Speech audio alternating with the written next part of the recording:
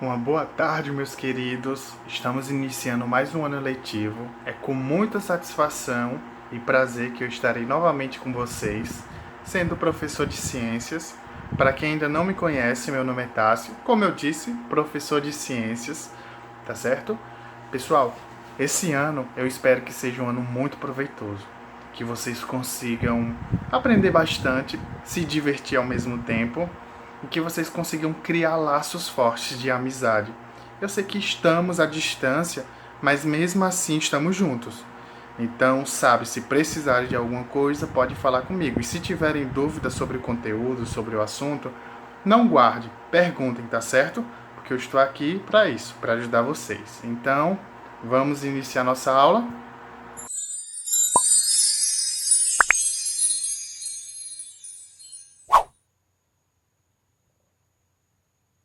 Na natureza, tudo é muito dinâmico. A todo momento, os seres vivos estão se relacionando. Se tivermos a oportunidade de observar, mesmo que seja por pouco tempo, os seres vivos que estão em um jardim ou uma praça, até mesmo em uma floresta, veremos com muito mais clareza. Um exemplo: um gafanhoto, ele pousa em cima de uma folha em busca de alimento, mas a qualquer momento pode chegar um pássaro que também verá no gafanhoto uma opção para o seu almoço. Daqui a pouco aparece um gato, que, como você sabe, pode transformar o pássaro em sua refeição, e assim se dá o ciclo da vida. Nós sabemos que todos os seres vivos precisam se alimentar, e essa relação alimentar entre os seres vivos nós chamamos de cadeia alimentar. Então, essa rede de relações alimentares entre os seres vivos é chamada de cadeia alimentar e o equilíbrio do meio ambiente depende muito dela. Na cadeia alimentar, pessoal, existem os seres produtores, um exemplo as plantas, e os consumidores, que pode ser dividido em consumidor primário, secundário, terciário e quaternário, o último, tá? E também os decompositores. Iremos falar mais na frente sobre eles. Os organismos que apresentam alimentação semelhante estão agrupados no mesmo nível trófico. Isso quer dizer, por exemplo, que todos os animais herbívoros estão no mesmo nível trófico, assim como todas as plantas estão em um outro nível. Entenderam? Então, para facilitar, quando eu falo de nível trófico, pessoal, eu estou falando que eu estou juntando os animais de acordo com o tipo de alimentação. Um exemplo: as plantas, elas produzem seu próprio alimento, certo? Então elas estão em um nível trófico. Os animais que comem as plantas estão em um outro nível trófico separado, entenderam? Os que comem carne estão em um outro nível trófico. Bem facinho, não é? Como é que começa o nível trófico? Vou explicar para vocês. Olha, o nível trófico, o primeiro nível trófico, é sempre representado pelos organismos capazes de produzir seu próprio alimento. Um exemplo, a planta, a alga, tá certo? Depois nós temos os consumidores e depois nós temos, consumidores primário, secundário, terciário, tá? E por último nós temos os decompositores. Então, os níveis tróficos são divididos nesse grupo aqui, tá bem?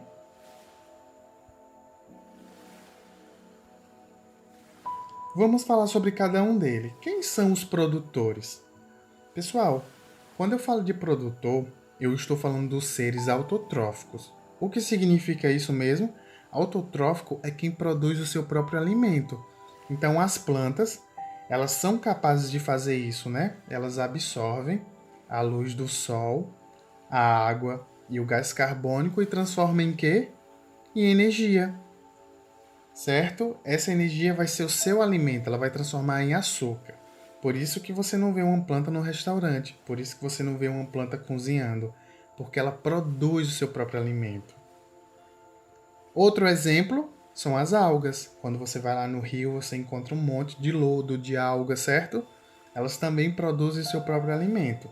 Então aqui é um nível trófico. São seres que produzem o seu próprio alimento. O outro nível trófico, nós temos os consumidores. Aqui o consumidor primário. Por que primário, pessoal? Porque são os seres que se alimentam das plantas. Nós chamamos de herbívoros, né? Quem come planta. Então, ó, consumidor primário porque ele está se alimentando da alga ou da plantinha. Tá certo? Não esqueçam disso. Esses são os consumidores primários. Todo ser vivo que não produz o seu próprio alimento é chamado de heterotrófico. Então, quem não produz o seu próprio alimento são os heterotróficos, tá? Ou seja, os animais. Depois, outro exemplo de consumidor primário, nós temos aqui o beija-flor, que come o néctar da planta. Nós temos alguns insetos que comem a folha. Depois nós temos o consumidor secundário. Por que secundário? Porque ele não come a planta. Lembra que a planta é a primeira no nível trófico? Então, esse aqui ele não vai comer a planta, ele vai comer quem comeu a planta. Então, ele é carnívoro. Por exemplo, ele vai comer o gafanhoto que comeu a planta. Depois nós temos o consumidor terciário, que ele vai comer, por exemplo, o consumidor secundário, que comeu o consumidor primário, que comeu a plantinha, certo? Por isso que ele é chamado de consumidor terciário, tá certo?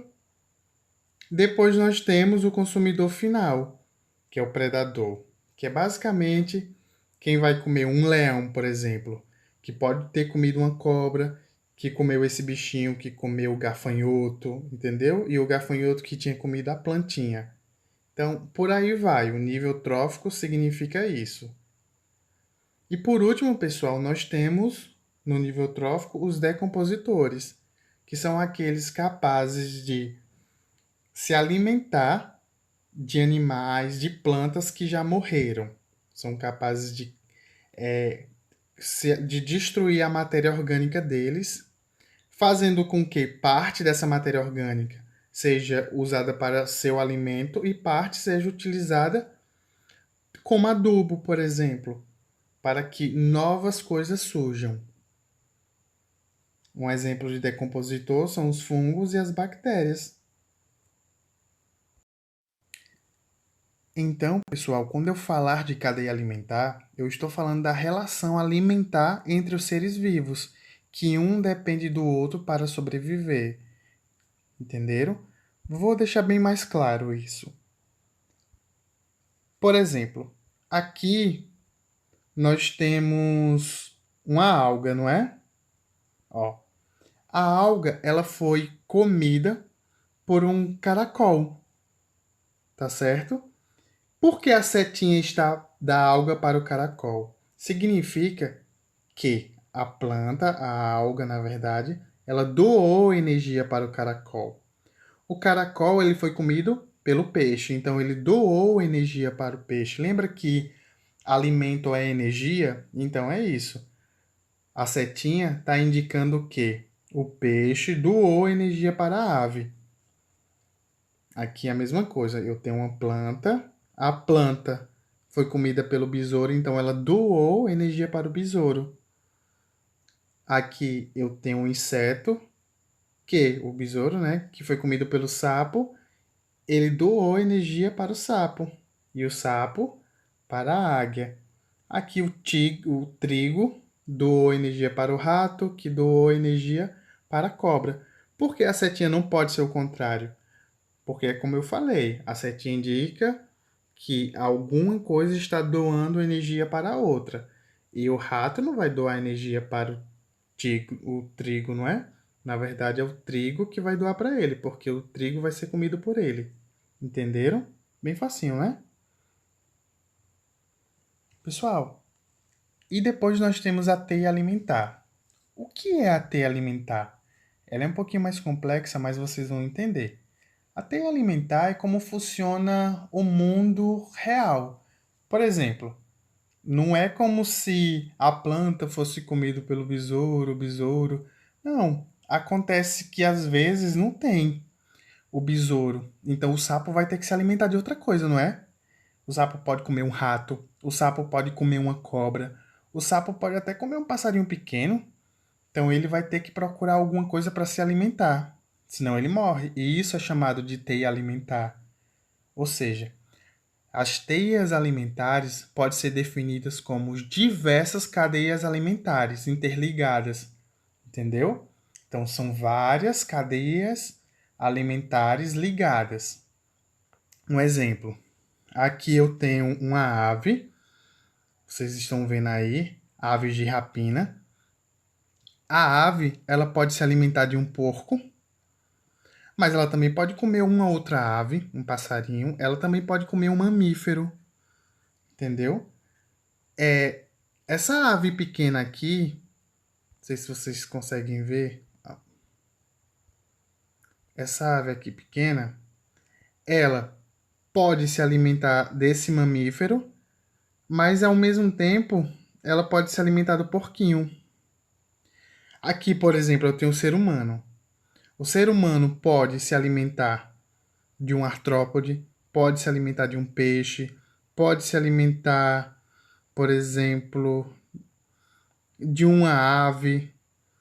Então, assim, a teia alimentar é isso. Vai comer o que está disponível. Então, ele não vai seguir um padrão, por exemplo, a cobra só vai comer um rato. Não, ela pode comer o que tem ali. Entendeu? Se vocês tiverem dúvidas, perguntem, tá certo? E até a próxima aula.